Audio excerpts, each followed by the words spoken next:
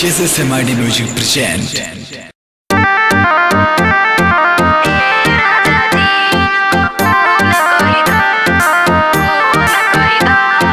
Music भाई रिकेश भाई।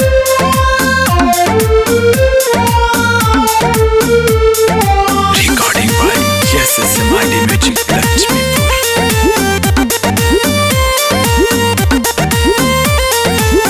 बिना सावतिया के रह ना सकेला, हमरा के झूठा हूँ तू झांसा में रखेला।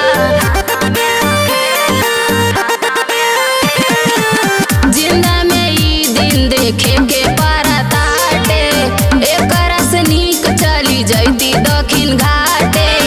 एक बारी दिल के सुकून कई दा, ए राजा जी एगो फोन कई दा, अपने ही हाथे हमर खून कई दा। ए राजा जी एगो फोन कई दा, अपने ही हाथे हमर खून कई दा।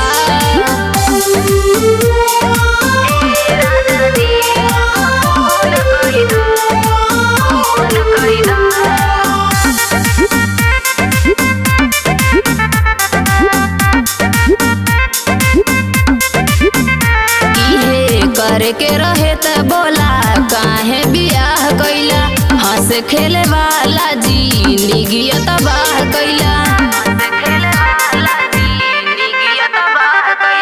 तोहरा बारे में सब जानी हो, बड़ा निमान कैसे मानी हो, गाड़ी के करे जवा सुकून कैदा।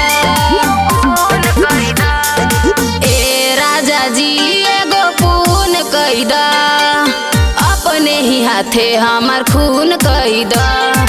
ए राजा जी एगो फोन कैदा, अपने ही हाथे हमर खून कैदा।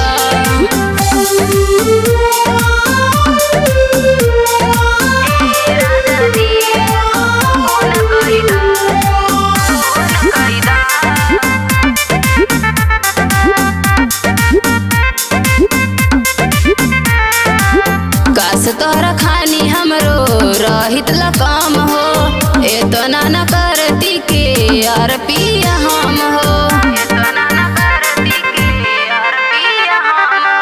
ए बीजे तन को अफसोस ना होई, हमके मुआदा तोहर दोष ना होई।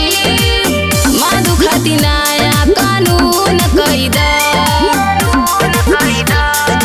ए राजा जी एगो फोन कैदा, अपने ही हाथे हमर खून कैदा। ए राजा जी एगो फोन कैदा, अपने ही हाथे हमर खून कैदा।